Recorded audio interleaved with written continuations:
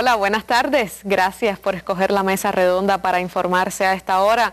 Hoy les proponemos traer a la historia al presente y también profundizar en noticias que andan por el panorama internacional por estos días. El pasado 19 de junio se cumplió el 60 aniversario de la injusta ejecución de Ethel y Julius Rosenberg, dos personas que fueron sentenciadas en Estados Unidos y terminaron muriendo en la silla eléctrica. Una historia que seguramente usted conoce, son 60 años de su ejecución.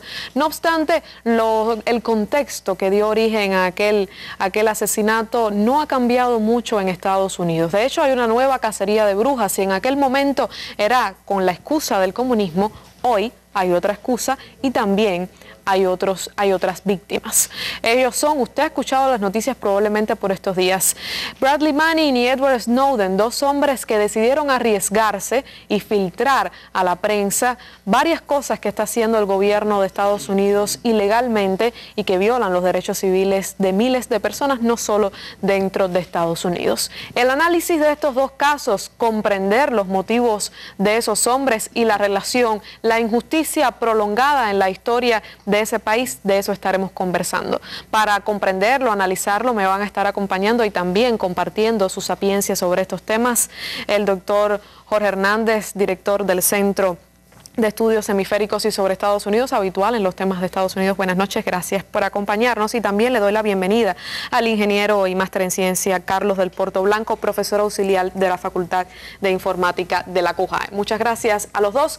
Con ellos estaré conversando sobre estos temas, contexto histórico, pero el presente de estas historias para que usted comprenda un poco también cómo es eso de que esos hombres han decidido filtrar programas tan delicados de la seguridad de Estados Unidos y cómo ya tiene su cabeza preso. Bradley Manning preso y Edward Snowden huyendo. Al menos no se sabe dónde está claramente todavía. De eso estaremos actualizándolo también. Ya usted lo sabe.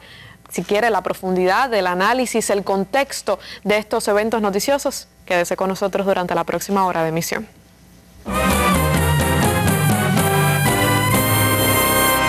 Bueno, y la noticia del día, además de que tiene que ver con el tema que estaremos tratando en la mesa, hoy tiene que ver también con el hecho de que la presidenta brasileña Dilma Rousseff ha decidido convocar a un pacto nacional, una manera de convocar a los brasileños a que también participen en las reformas políticas que deben haber tras las protestas que se dieron los últimos días y a lo que el gobierno ha decidido escuchar. Sobre el tema y sobre cómo se está moviendo esta circunstancia política en Brasil, versa nuestra noticia del día.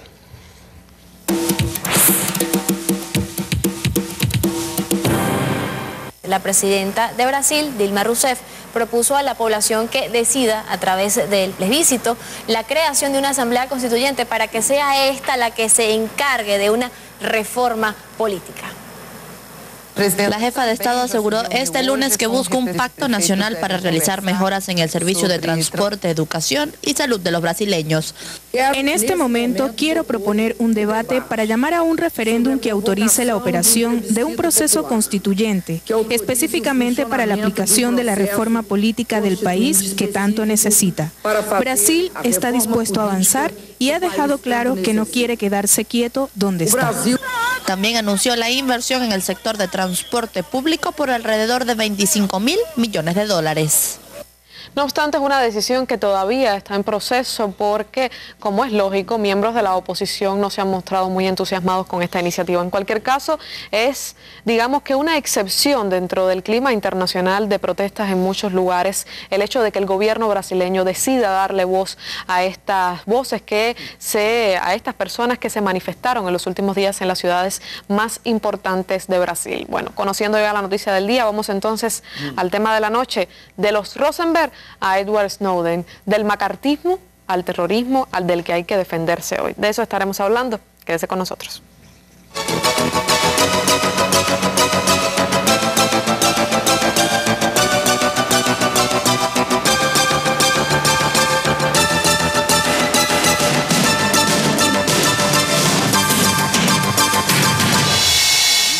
Y Comencemos entonces por tratar de comprender el contexto histórico, recordar un poco, porque nunca viene mal recordar un caso como el de los Rosenberg, que siempre dijeron que serían reivindicados por la historia. Y así ha sido, recordarlos y comprender el momento histórico en el que esto sucedió es fundamental, también para explicarse la circunstancia actual política en Estados Unidos. El macartismo, que fue un periodo de la historia que dio caza a todo aquel que sospechaba, supuestamente tenía alguna relación con el comunismo en plena época de la Guerra Fría, ¿verdad, profesor?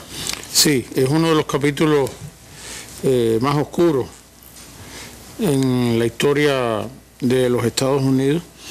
Debemos recordar ante todo que estamos hablando del inicio de la década de 1950. Es prácticamente un periodo casi que inmediatamente ulterior a la culminación de la Segunda Guerra Mundial. Y como tú ya señalabas, está en el corazón de la llamada Guerra Fría. La Guerra Fría, como recuerda seguramente la teleaudiencia, es esa atmósfera de confrontación ideológica, política, diplomática de los Estados Unidos como símbolo, como cabeza del mundo occidental o capitalista con lo que era el sistema socialista que se había establecido justamente como una consecuencia de la Segunda Guerra Mundial, porque hasta ese momento era la Unión Soviética desde el año 17 el único país. Por consiguiente, la percepción de la amenaza, una amenaza externa en la política exterior de los Estados Unidos, pero que se trasladaba al ámbito doméstico, es el signo que tiene la política interna estadounidense en ese periodo tan oscuro. La búsqueda de un enemigo dentro de los Estados Unidos era la amenaza, como tú también dijiste, del comunismo. Si lo vemos a la luz de hoy, el terrorismo es el sustituto aproximadamente de eso, y por eso se pudiera decir también que los Estados Unidos hoy viven un momento como de nuevo macartismo. Pero es la etapa que está marcada por lo que muchos autores han llamado el sentimiento conspiratorio. El intento de ver en cada acto una conspiración dirigida contra el Estado norteamericano, algo que ponía en peligro deliberadamente la seguridad nacional, que es un tema tan flexible que permitía encarar como una bandera útil y funcional la lucha contra cualquier cosa. Era un ambiente, por tanto, de cacería de brujas, como lo llamaste, creo que muy gráficamente, donde se perseguía a todo el que por una simple sospecha podía estar identificado con estas corrientes que se consideraban subversivas. Es la etapa de los gobiernos del presidente Truman. Había sustituido a Roosevelt cuando este muere, era el presidente del Nuevo Trato, el New Deal, el que empieza la Segunda Guerra Mundial, murió en el año 45, y después de esto, pues Truman permanece en la presidencia, era un presidente demócrata, hasta que Eisenhower, presidente republicano, es electo en la contienda presidencial de 1952, y es en ese periodo donde el macartismo florece a partir de la labor de un oscuro, tenebroso senador de Wisconsin con el nombre de Joseph McCarthy. Por eso es que el movimiento recibe esto, ¿no?, por el apellido de este hombre. Se dice que era un hombre que hizo carrera política a partir de muchísimas mentiras, y en los textos de historia estadounidense se le ubica como el mayor demagogo, el más poderoso en la historia de los Estados Unidos. Fue temido inclusive por los dos presidentes nombrados, destruyó la carrera y la vida profesional de muchos funcionarios federales, de congresistas, de hombres del mundo de la cinematografía, de la literatura, de la dramaturgia, del teatro. Estableció la censura como un recurso y se apoyó en una serie de instrumentos que estaban anticipados a la época del macartismo propiamente. Por ejemplo, en el año 1938 se había creado el Comité de Actividades Anticomunistas, al cual él echó mano. En el año 1940 la ley Smith contra los extranjeros, los inmigrantes y todo lo que parecía, todo lo que tenía olor a subversión, y la ley McCarran del año 1950. Con todo eso en la mano, este momento de búsqueda de chivos expiatorios, de crear responsables, digamos, es el contexto en el cual se ubican los Rosenberg. ¿Quiénes eran los Rosenberg?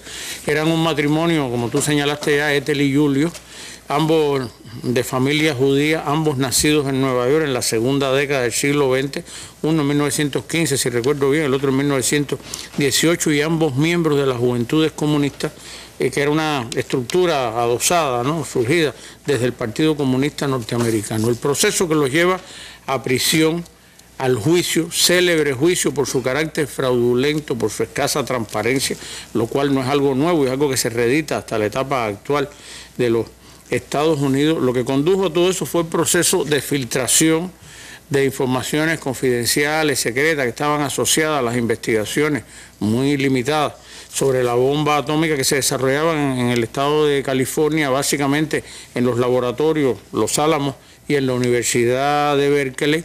Y la denuncia la hace, es algo muy triste y muy dramático, un individuo llamado David Greenglass, que era el hermano de Ethel. Ella adopta el apellido del esposo después, pero este individuo de una manera muy siniestra confiesa que él está implicado en darle información a los soviéticos al respecto, porque era un laboratorista, un asistente, un técnico o algo de eso. Pero resultó siendo mentira.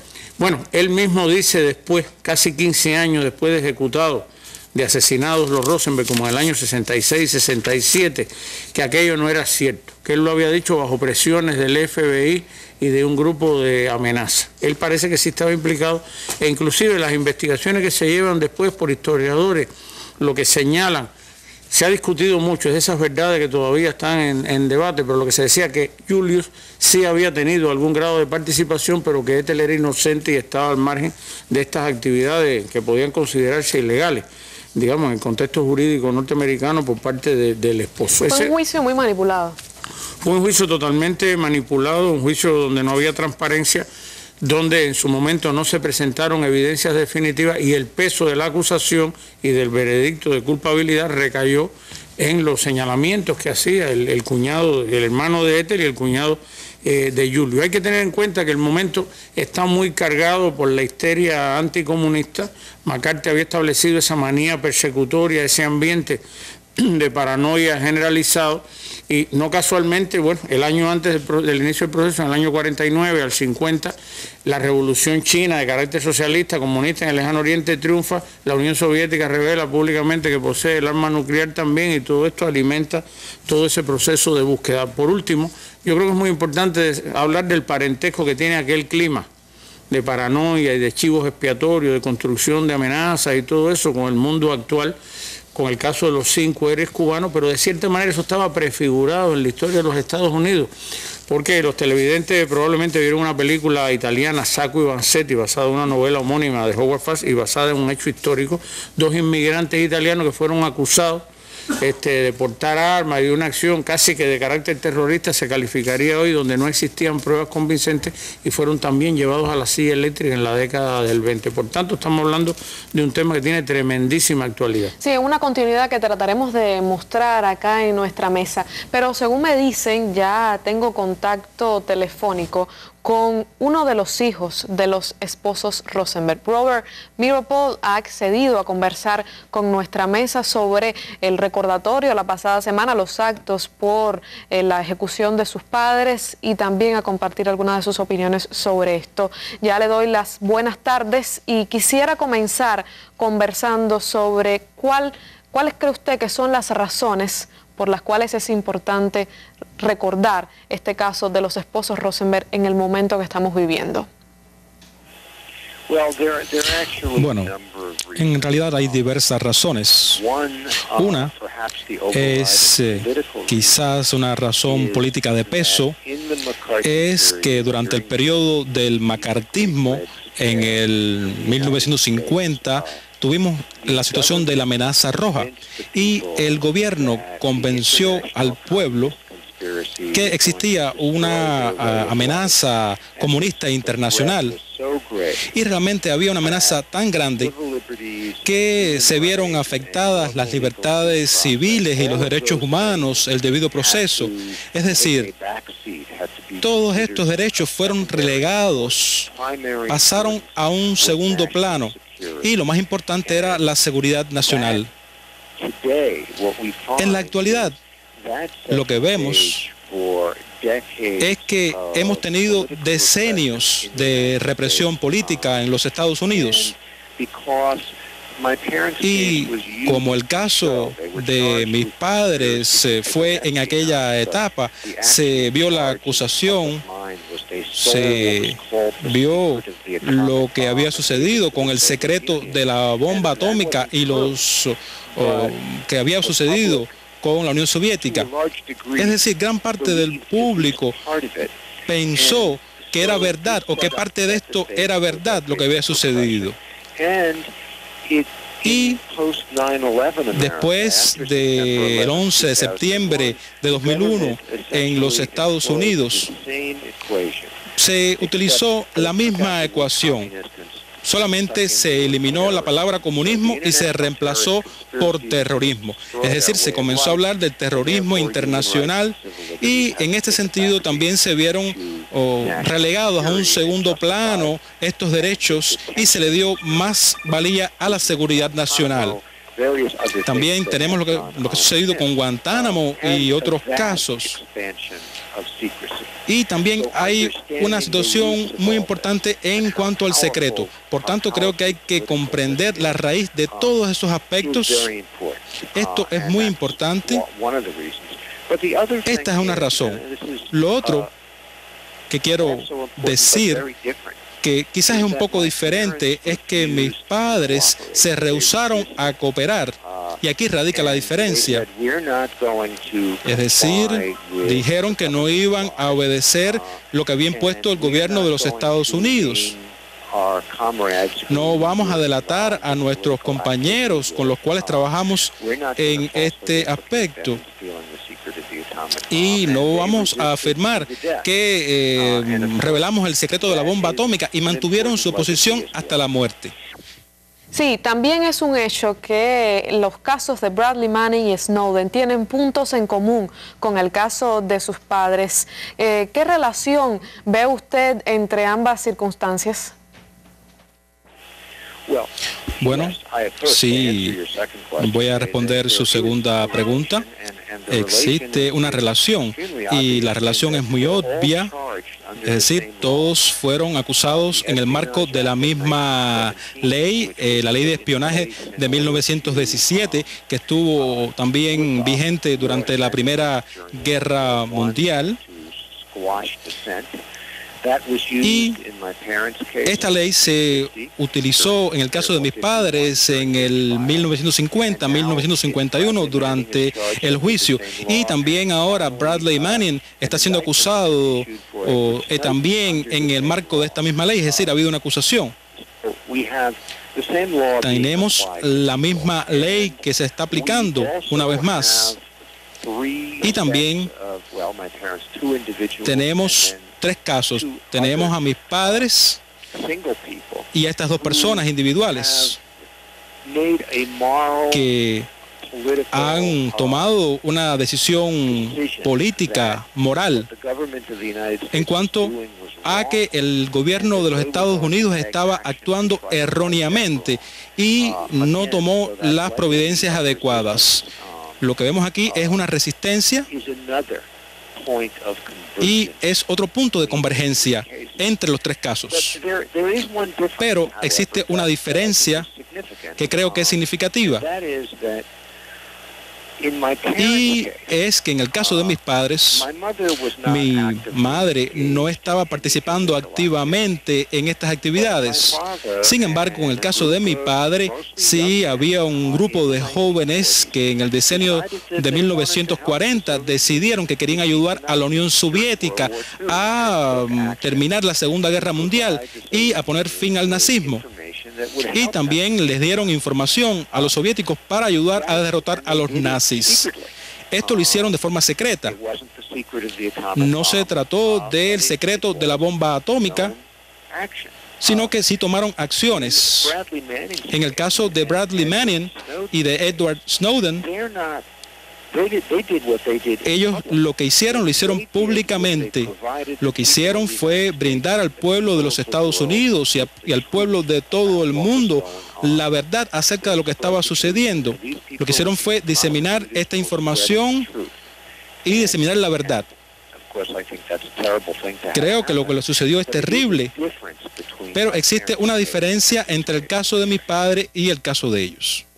Sí, también mientras usted hablaba sobre la injusticia de los casos y sobre el hecho de cómo se violan los derechos civiles de los ciudadanos con el pretexto del terrorismo y del comunismo, no pude evitar recordar el caso de los 5 cubanos héroes, luchadores antiterroristas, de los cuales 4 todavía están presos en Estados Unidos. ¿Ve usted una relación entre estos 2 casos, entre estos 3 casos y lo que tiene que ver con los 5 cubanos?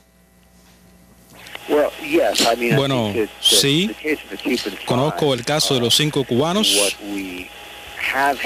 y lo que tenemos aquí es un caso de una hipocresía gigantesca. Tenemos a los Estados Unidos que están acusando a personas como Bradley Manning, que contaron la verdad acerca de las atrocidades cometidas por los Estados Unidos y los consideran terroristas porque dijeron la verdad públicamente. Y al propio tiempo tenemos personas que cometieron actos terroristas que también son vistas de esta manera. También tenemos personas que han hecho sabotajes a un avión cubano, que han cometido acciones violentas y aún así son acogidos en los Estados Unidos. Al parecer, la definición de los Estados Unidos de terrorismo es algo que difiere de la situación verdadera. Pero quiero decir algo más acerca del caso de los 5. Y esto es algo que me ha preocupado mucho acerca de este caso durante mucho tiempo. En mi caso particular,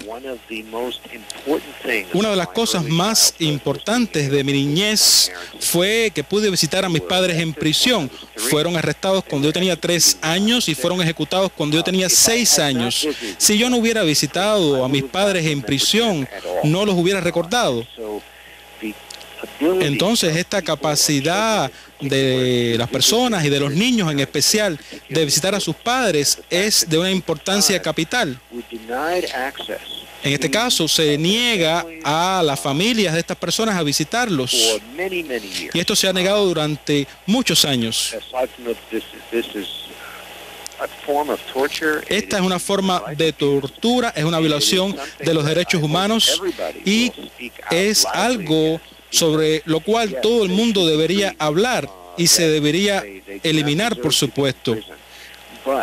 Pero el hecho de que sus familias no los pueden ver mientras están en prisión es algo que se debe conocer bastante, lo más posible, y también para que Estados Unidos se identifique con el caso.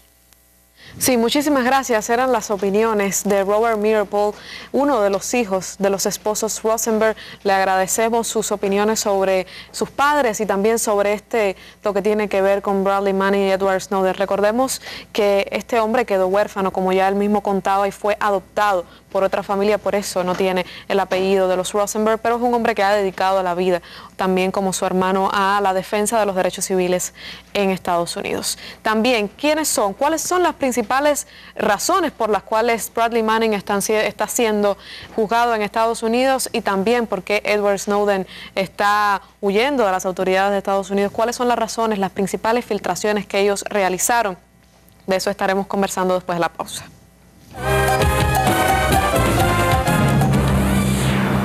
Si hasta ayer era una incertidumbre dónde estaba Edward Snowden, recordemos que él, después de dar las revelaciones al diario The Guardian sobre el programa de filtraciones de Estados Unidos del espionaje ilegal a varios ciudadanos del mundo, bueno, pues Edward Snowden fue de Hong Kong a Moscú. De allí se suponía que viniera a algún país latinoamericano, pero todavía no ayer, todavía había mucha incertidumbre. No obstante, el presidente ruso Vladimir Putin ha afirmado hoy a varios medios de prensa que Edward Snowden no ha salido de Moscú.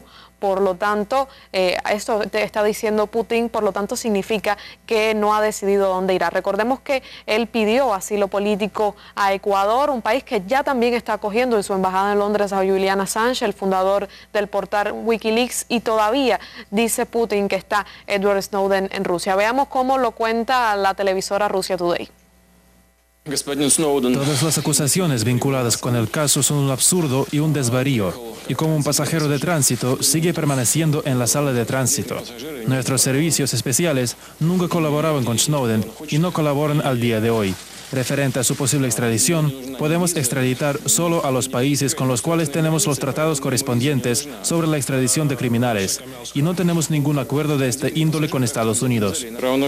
Hay un caso similar, se trata del señor Assange, cuya extradición también están exigiendo. Él, al igual que el señor Snowden, se consideran defensores de los derechos y luchan por divulgar la información. Háganse una pregunta si hace falta o no extraditar a estas personas para que sean encarceladas. En cualquier caso, a mí personalmente no me gustaría ocuparme de este asunto, porque es igual a cortarle el pelo a un cochinillo, mucho chillido y poca lana. Bueno, ahí estábamos escuchando las declaraciones de Vladimir Putin sobre este asunto. Recordemos que Estados Unidos ya ha amenazado con represalias a China y a Rusia por no extraditar a Edward Snowden y ha advertido con su conducta tradicional, injerencista y soberbia a los países latinoamericanos que no le den albergue. Bueno, ¿por qué está siendo tan perseguido Edward Snowden? Carlos del Porto, especialista en estos temas. Bueno, aquí es interesante decir, a partir de la doctrina norteamericana, que se está persiguiendo al mensajero. Es decir, Snowden es un eslabón más en esta cadena. Realmente él filtró algunas informaciones, incluso le ha dicho que tiene información adicional que no la ha publicado. Sin embargo, cuando vamos a ver qué es lo más importante, es decir, la información que se ha publicado o el acto de Snowden. Yo pienso que lo más importante en mi criterio personal es la información que se ha publicado. Es decir, no es nada nuevo. Él ha dicho que los grandes medios como Yahoo, como Google, como AOL, tienen acuerdos, han entregado información de ciudadanos norteamericanos y de ciudadanos de otros países a la Agencia de Seguridad Nacional de los Estados Unidos. Esto, por supuesto, ha creado un gran revuelo a partir de que se están violando legislaciones internacionales que están acordadas entre países. Un ejemplo de esto lo podemos ver incluso con antelación. En muchas ocasiones las personas olvidan la historia, olvidan hechos anteriores. En el año 96 sucedió algo similar. Se generó un escándalo porque la Agencia de Seguridad Nacional reconoció que había estado tomando información de la agencia Verizon y de AT&T, dos empresas telefónicas. Había estado tomando registros telefónicos de esta agencia. Esto tuvo un tiempo en la prensa, se ocultó y ahora vuelve a resurgir. Es decir, realmente aquí estamos viendo personas que independientemente de sus posiciones filosóficas, ideológicas, al final entra en contradicción con las posiciones que está asumiendo su gobierno. Aquí hay dos diferencias. Manning fue el que, para recordarle a nuestra audiencia, fue el que publicó, filtró los cientos de miles de documentos que terminaron siendo publicados en el portal de Wikileaks. Pero Bradley es militar, Manning es militar y además está preso en Estados Unidos y juzgado. Y las posibilidades de que tenga un juicio justo no son muy altas, ¿no? Exactamente. Y en el caso de Edward Snowden es una posición distinta porque él era un contratista. Sí, él fue militar, después tuvo un tiempo trabajando en la CIA, la Agencia Central de Inteligencia de los Estados Unidos, y posteriormente en una dependencia que está trabajando bajo contrato con la Agencia de Seguridad Nacional. Ahora, en el caso de Bradley Manning que tú mencionabas, yo pienso que también es importante reconocer que también hay una gran araca sobre esto, ya está sometido a juicio como se mencionaba, pero el elemento que desencadena todo esto es la filtración de un video donde un helicóptero de combate Apache ametralla a 12 personas, hiere a 2 niños. Dentro de esas personas que se ametrallan había 2 camarógrafos de la agencia Reuters británica. Cuando las personas van en ese momento a apoyar a estas personas que estaban siendo ametralladas, el helicóptero también ametralla a esas personas y ya estamos viendo un segundo escalón. Y por último, un tanque de guerra pasa por encima de uno de los cadáveres y lo desmembra. Es decir, si vamos a ver, independientemente, como te decía, de la posición filosófica, ideológica o política que tenga una persona, estamos hablando de que se entra en contradicción con los valores o los antivalores que está defendiendo el sistema. Ahora, esos videos tan atroces que usted mencionaba y que tenemos por ahí, en algún momento los estaremos mostrando como graficación, son esas acciones de asesinatos sin justificación alguna, tirándole como si fuera un videojuego, si están asesinando personas. Eso es algo que no ha sido juzgado por parte de las autoridades norteamericanas? Yo pienso que está la gran contradicción. Ahí estamos viendo el video que precisamente es uno de ellos de los que revela Bradley Manning a través de Wikileaks y que muestra el asesinato pues atroz a varias personas. Ahí son ellos intentando rescatar a los heridos y se le dispara también a esas personas que están rescatando a los heridos. Estas son las razones por las cuales Bradley Manning revelar esto fue por lo cual Bradley Manning fue torturado y está preso hace 3 años. Entre otras cosas, hay que recordar que también Bradley Manning se le plantea de que ha filtrado una gran cantidad de cables de información gubernamental. Ahora, lo interesante de esto en mi criterio es que habría que ver, ¿es realmente enjuiciable la actitud de Bradley Manning o de los pilotos de combate de este helicóptero Apache que asesinaron a 14 personas? Yo pienso que ahí hay que hacer una... El debate no está girando sobre la base de estos asesinatos. El debate en esto no es... Podemos también poner el ejemplo de Couso, el camarógrafo español, que un tanque M1 Abrams dispara al Hotel Palestina, lo asesina y la discusión no está. Es decir, los miembros de esa tripulación, como los miembros de la tripulación de este helicóptero Apache, no están sometidos a juicio. El problema es que Bradley Manning divulgó esta información. Sí, por eso te decía que lo que se está persiguiendo es el mensajero, porque hay determinados trapos sucios que no se quieren develar. ¿No conviene que el debate sea sobre eso? No, porque además la política que normalmente ha tenido los Estados Unidos. Incluso el profesor Jorge ahorita hablaba y hay un ejemplo. Él mencionaba a Sacco Vanzetti, podemos ir un poco atrás, que fue el 1 de mayo. Es decir, la conmemoración del 1 de mayo, la histeria que se originó en 1889 también fue algo similar. Es decir, los Estados Unidos parecen que en su ADN tienen que cada determinado periodo de tiempo hay que generar un escándalo de este tipo. El profesor Jorge también hablaba hace un rato de la teoría de la conspiración y es un poco como el que oxigena al aparato militar industrial. Ahorita se hablaba de Eisenhower. Hay que recordar que en el momento en que Eisenhower entrega el poder, él hace mención, incluso siendo un militar de carrera, general de 4 estrellas, al complejo militar. Había que cuidarse del complejo militar industrial, porque el poderío que podía tener esa entente militar podía conspirar contra la democracia norteamericana. Brevemente, ¿cuáles son las razones que dicen Edward Snowden y Bradley Manning por lo cuales hicieron esto? Yo pienso que el problema fundamental es que entran en contradicción, como te decía, como ser humano con lo que están viendo. Es decir, por eso decía, yo pienso que tú podemos discutir si la propiedad es privada o estatal. Podemos discutir si violan alguna ley o no. Ajá, o si tiene una creencia religiosa o otra. Pero aquí estamos viendo que se desprecia la vida humana. Es decir, estamos llegando a un punto en que la vida humana no vale, como tú decías, parece un videojuego lo que se está viendo en pantalla en este momento. Y en el caso de Snowden, que es más reciente, aunque todavía hay que esperar que se asiente un poco el agua, porque todavía no hay mucha información, es un hombre que se ha percatado que su gobierno está violentando todas las regulaciones que protegen la información, la vida privada de las personas. Sobre eso estaremos hablando. Hay medios de prensa que lo califican como héroes, a ellos dos, a otros como traidores. Eso estaría a debate también. Vamos a una pausa, enseguida volvemos.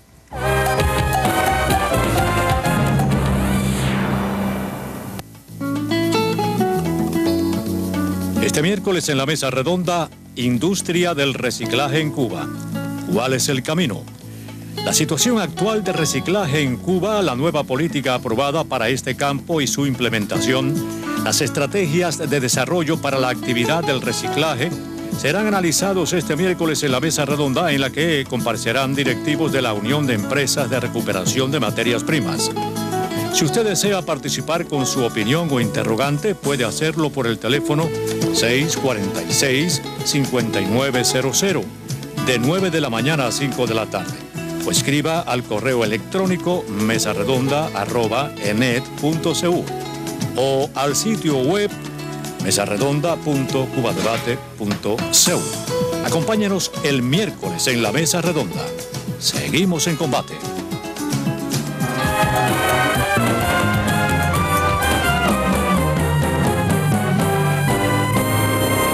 Bradley Manning y Edward Snowden, dos hombres que tomaron el riesgo de poner su vida a disposición de las consecuencias que podía tener el hecho de filtrar información tan seria como esta. Además, sabiendo que difícilmente iban a poder pasar desapercibidos por las autoridades norteamericanas. Veamos un análisis que nos propone el periodista Javier Ortiz.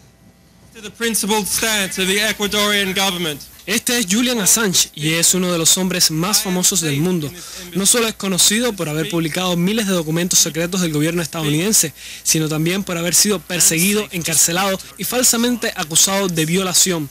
Pero Julian Assange no está solo en su peculiar fama. Ahora hay una persona que está siendo más buscada que él.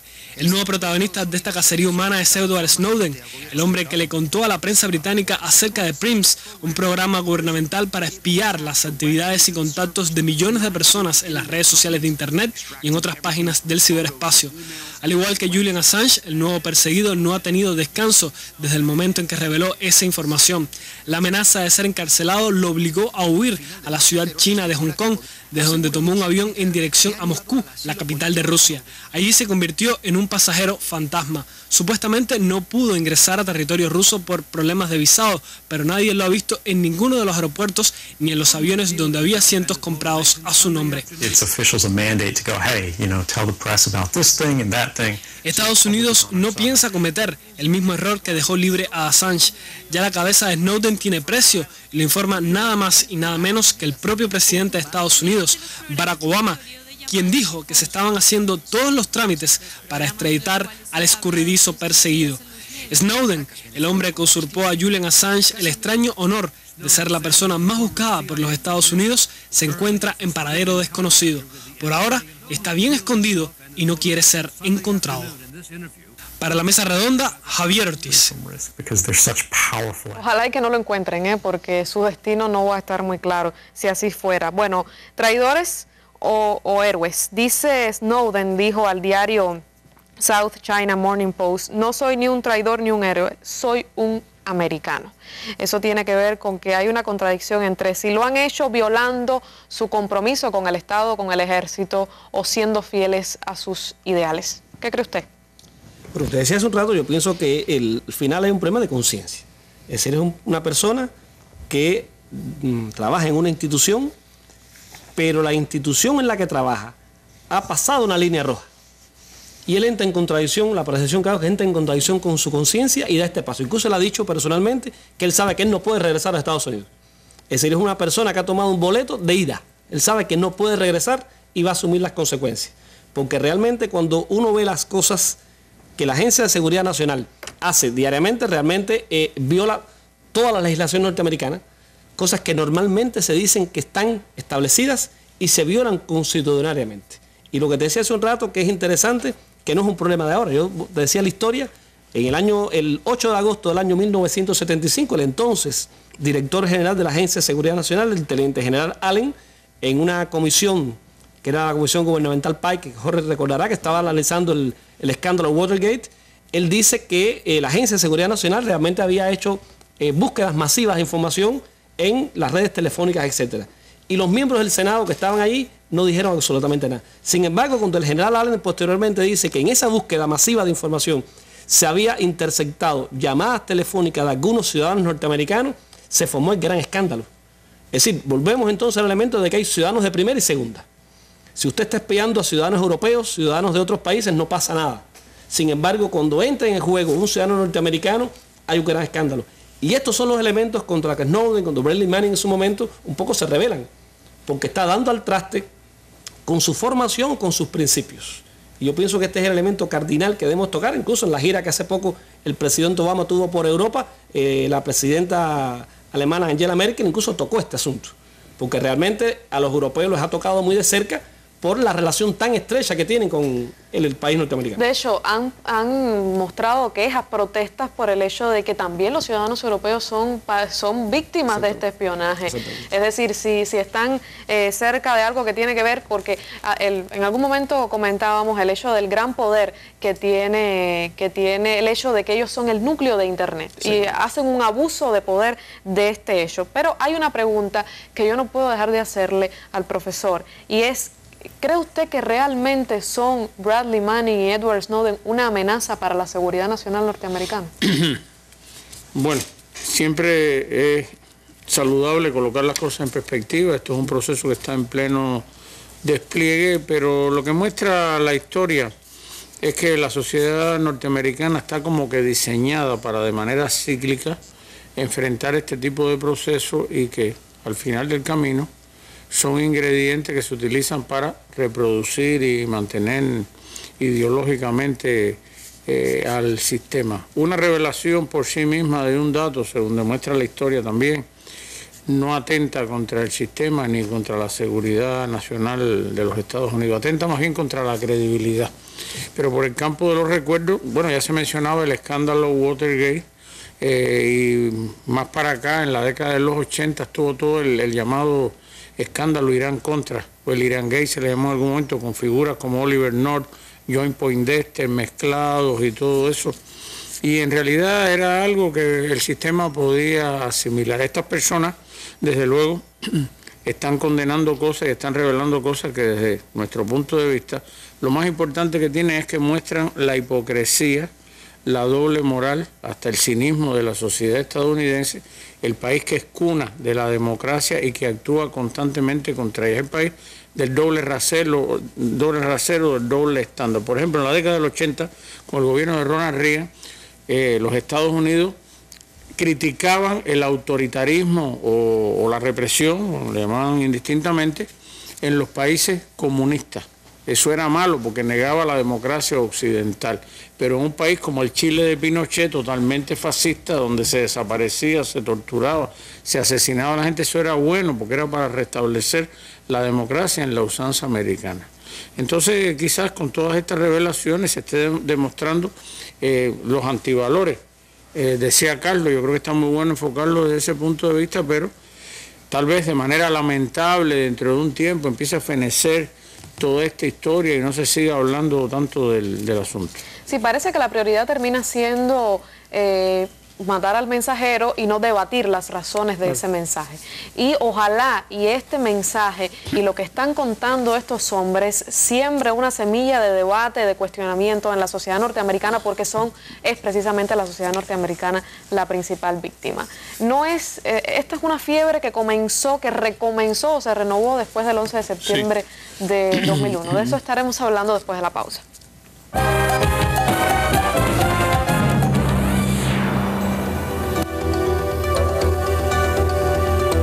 La preservación de las ciudades patrimoniales cubanas este jueves en la Mesa Redonda. La importancia de la creación de la red de oficinas del historiador y conservador de las ciudades patrimoniales de Cuba y la labor que se realiza por la preservación de ese patrimonio serán analizados el jueves en la Mesa Redonda con la participación del doctor Eusebio Leal, los historiadores de Baracoa y Camagüey y el conservador de Trinidad. Cubavisión Internacional y Radio Habana Cuba transmitirán esta mesa redonda desde las 6:30 pasado meridiano. Y el canal educativo la retransmitirá al final de su emisión del día.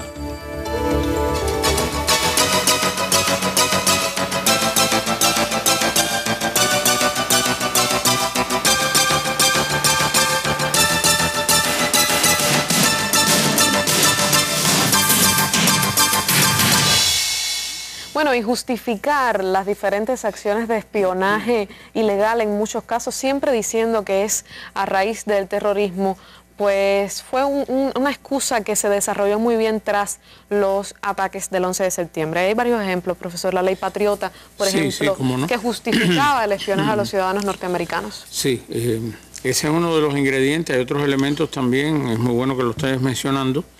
Pero el telón de fondo, de nuevo, igual que con el tema de la democracia, veníamos mencionando antes, el tema de los derechos humanos en la usanza estadounidense, que son derechos civiles y políticos, más bien es otro de los botones de muestra que se puede mencionar. Es el país que de manera ejemplar, simbólica, defiende los derechos humanos, los derechos de los ciudadanos y sin embargo toma constantemente partido en favor de la negación y el irrespeto de los mismos. Una sociedad tan diseñada, tan afincada en la propiedad privada, en la mentalidad individual y todo esto, sin embargo, las libertades individuales se ha aceptado como legítimo todo lo que está haciendo el gobierno de los Estados Unidos, como bien señalas, después del 11 de septiembre. Eso tiene que ver con algo que nos decía Mirapol, que es el hecho de que a pesar de la inocencia de sus padres, muchas personas en Estados Unidos se creyeron parte de lo que estaban diciendo. Claro, está el efecto de los medios de comunicación, que en estos espacios de la mesa se ha reiterado, el impacto que esto tiene para la psicología individual y social, para la cultura política norteamericana, desgraciadamente es muy intenso, y lo que es mentira se convierte en verdad Y así, el 11 de septiembre, de alguna manera se pudiera decir, abre un capítulo, creo que lo decíamos al inicio, como de nuevo macartismo. Es un macartismo sin McCarthy. El pretexto ahora no es la lucha, tú lo señalaste al comienzo, contra el comunismo, sino contra el terrorismo. Y en aras de enfrentar el terrorismo se toman acciones de terrorismo de Estado, fundamentalmente en la arena internacional, hacia afuera del territorio de los Estados Unidos, pero también dentro de la propia nación. Y como citabas ya, la llamada ley patriota o ley antiterrorista. Es como vivir en una especie de ley marcial dentro del propio país. Es como una ley marcial, es una buena manera de decirlo. El 11 de septiembre de 2001, a la altura como del veintitanto, el 25 o 26 de octubre de ese mismo año, apenas un mes y medio, al menos de mes y medio después, es que se aprueba la ley antiterrorista, conocida como ley patriota o ley patriótica. Es una ley que sirve como de sombrilla para la toma de una serie de acciones que viola constantemente ese supuesto derecho a la privacidad, ese derecho ciudadano, la individualidad, las libertades individuales, autoriza que por simple sospecha de participar en acciones terroristas se controle la correspondencia, se controle el correo electrónico, los mensajes por fax, el acceso a la internet. Todo lo eso. Que se busca en Google. Exactamente, es decir, exactamente. Del libro que entonces esto va creando un clima de persecución, de temor, de incertidumbre que de una manera muy gráfica está recreando lo que pasaba en los 50 cuando los Rosenberg. Lo que pasa es que no es el único elemento.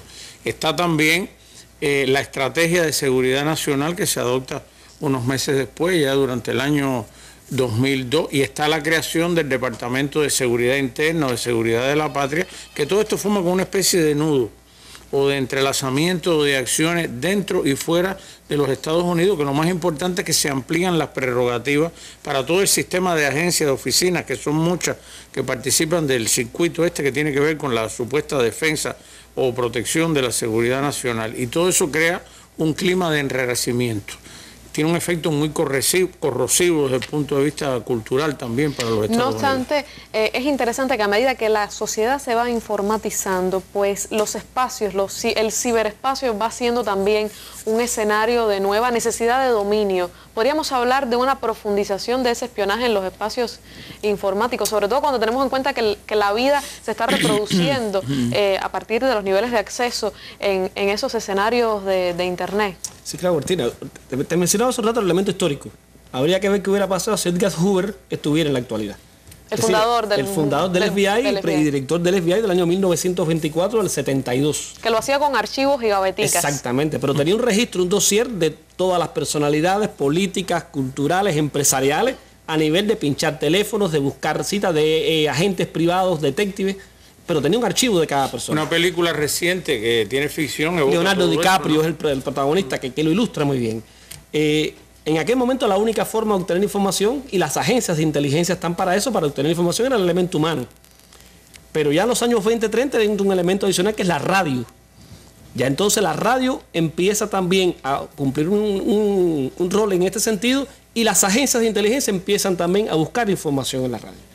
Esto tiene un boom en la Segunda Guerra Mundial. Jorge habló ahorita de esto, lo que implicó el macartismo, la Guerra Fría, y esto implica un pacto secreto que se firma en el año 1948 entre el Reino Unido y los Estados Unidos. Este pacto se llamó UCUSA, que es la sigla en inglés de Reino Unido y Estados Unidos de Norteamérica. En el año 48 se firma este pacto UCUSA, en el año 52 se firma la resolución que da lugar a la Agencia de Seguridad Nacional de los Estados Unidos por el presidente Truman. Y aquí empieza un matrimonio muy bien llevado entre los sajones, entre los norteamericanos y los ingleses, que ha dado hasta ahora. Incluso hay que recordar una frase del antiguo, el general de Gaulle, que el presidente de Gaulle decía que el Reino Unido de la Gran Bretaña era un portaaviones norteamericano en las costas de Europa. Porque esto dio lugar en los años 70 a creo que se ha mencionado en algún momento aquí también en la mesa, un proyecto que se llamó Ekelon. Y ese Ekelon, que comenzó siendo un proyecto de los Estados Unidos y el Reino Unido, después incorporó a los otros anglos, a Nueva Zelanda, a Australia y a Canadá. Una de las filtraciones es que durante una cumbre del G20, Reino Unido y Estados Unidos pincharon teléfonos de los mandatarios que estaban ahí. Sí, pero por ejemplo, es conocido también, está muy bien documentado por leyes federales en los Estados Unidos, usted no puede espiar a un ciudadano norteamericano. Y en el Reino Unido pasa lo mismo, y entonces ellos se comparten. La la primera ministra Margaret Thatcher, cuando tenía determinado problema incluso están documentados 2 casos, con miembros del gabinete, le pedía a Canadá que espiara. Y entonces los Estados Unidos, cuando tenían un problema con un senador, los ingleses, los espías, ellos se comparten el espionaje entre sí, comparten toda la información y tienen dividido el mundo por áreas de influencia y cada uno espía un área. Claro, pero parece que el pudor o el miedo a espiar a su propia ciudadanía se ha ido perdiendo después del 11 de septiembre y pues ya lo hacen ellos mismos a su propia ciudadanía. Son violaciones de los derechos civiles, violaciones de las libertades individuales que están refrendadas en las constituciones de esos países que se dicen ser Estados Unidos el país más libre del mundo. Quizás esto pasa en otros países, pero ninguno como Estados Unidos se defiende y se muestra ante el mundo como el ejemplo a ser y critica al resto de la comunidad internacional cuando no son como ellos quieren. Eso es algo que pasó cuando los Rosenberg y que está pasando ahora con Bradley Manning y Edward Snowden. Sus opiniones, ¿cuáles son? ¿Qué continuidad histórica ve entre ambos casos? Bueno, yo creo que se dieron ya una serie de elementos y con la entrevista al hijo de los Rosenberg se ponían sobre la mesa muchas cosas. Lo primero a destacar, quizás lo más importante, es el profundo carácter de manipulación política e ideológica, legal, y la apelación a la psicología también como una herramienta de distorsión de la mente, si es que se puede decir en ese sentido. Los Estados Unidos han tenido una conducta, se pudiera decir, asombrosamente lineal en este sentido, una capacidad de manipulación tremenda cuando de resaltar los valores fundacionales, pero tergiversados por todas estas mediaciones. El país de la democracia, siempre se le tilda de esa manera, y sin embargo es muy elocuente el hecho de que en la letra de dos documentos fundamentales, la Declaración de Independencia, la que se dio a conocer el famoso 4 de julio del año 76, y en la primera versión de la Constitución de los Estados Unidos, la Constitución de Filadelfia, la palabra democracia no aparece ni una sola vez. Es muy sencillo buscarlo con los recursos estos de la computadora y de todo eso. Entonces estamos hablando de un país que es construido más bien a partir de imágenes y que en la práctica no tiene mucho que ver lo que pasa. Y el presente, como tú dices, con el caso de los 5, yo creo que cuando lo pasamos por el filtro de la historia apunta en esa misma dirección: manipulaciones, falta de transparencia y la fraudulencia que se puso en manifiesto también muy fuertemente, muy gráficamente, con el proceso electoral del año 2000. Todo el mundo fue notorio que fue el fraude, fue la característica. Bueno, el miedo de todos, el miedo de Julian Assange, el miedo de Edward Snowden, lo que está viviendo Bradley Manning es la muestra de que las posibilidades, el caso de los 5, el caso de Rosenberg, es la muestra de que las posibilidades de adquirir un juicio justo o que se respeten las leyes propias del país en estos casos tan politizados son bastante reducidas. ¿Qué relación ve usted? El problema es que cuando los Estados Unidos, en esta situación que tienen en el momento que estamos viviendo, que yo ahorita se mencionaba el problema, yo pienso que estamos en un momento histórico porque hay un declive económico, social, y llega un punto en que ya hay que empezar. No le queda más remedio que un poco violentar determinados paradigmas o determinadas estructuras. Yo pienso que esto tiene un elemento muy positivo, Cristina, y es que va mostrando al mundo quién es cada cual. Eso Martino decía, una verdad desde el fondo de una cueva vale más que un ejército, y las verdades se imponen. Evidentemente todos estos casos que estamos viendo son personas aparentemente aisladas, por la información que se tiene, que van entrando en contradicción, como te decían, de su conciencia, de su formación, de esa Constitución del 1776 de los padres fundadores, que dice un grupo de cosas, con lo que están viviendo. La sociedad norteamericana tiene un elemento adicional que es una cultura de la Coca-Cola y la hamburguesa, donde no se profundiza, no se conceptualiza, se vive en una atmósfera del videoclip donde se atomiza, donde la información está muy dispersa, donde no hay tiempo para pensar, para meditar. Y evidentemente el público norteamericano va tomando flashazos de una realidad y no es capaz de armarlo. Cuando uno se sienta y es capaz de buscar la información, de digerirla, de procesarla, uno se encuentra con cosas como esta, que hay una continuidad histórica y que el problema que estamos viendo hoy no es nuevo. Si yo te ponía 2 ejemplos, pero pueden buscarse más ejemplos de casos muy similares, lo que se ocultan. Va a venir un próximo escándalo dentro de poco y esto va a pasar a un segundo plano si no se mantiene por determinadas cadenas, si no se mantiene por determinadas medios de prensa en el candelero, por decirlo de alguna forma, como medio de prensa. Bueno, a 60 años de la ejecución de los Rosenberg, recordamos la injusticia de aquel caso y también analizamos otros casos relacionados dentro de la justicia y dentro del panorama político norteamericano. La justificación de proteger a la sociedad del terrorismo ha hecho que la propia sociedad se convierta en víctima de las violaciones y de una especie, como decía el profesor, de terrorismo de Estado donde todos pueden estar vigilados hasta las actividades más pedestres que se hacen cotidianamente. El hecho es que no hay nada oculto bajo el sol y la historia poco a poco va dando respuestas de cómo funciona la dinámica política de un país. Muchas gracias al profesor Jorge Hernández y al profesor Carlos del Porto por comentarnos, por profundizar estos temas que a veces resultan complicados, a veces se presentan atomizados, es decir, de una manera dividida y uno no logra siempre encontrar las relaciones, pero la política se basa en eso y la comprensión de los sucesos en la sociedad también se basa en la capacidad de relacionarlos entre sí. Ya se nos acaba el tiempo, desafortunadamente regrese mañana. Esto es Una Mesa Redonda, siempre habrá espacio para usted. Hasta un próximo encuentro, que tenga buenas noches.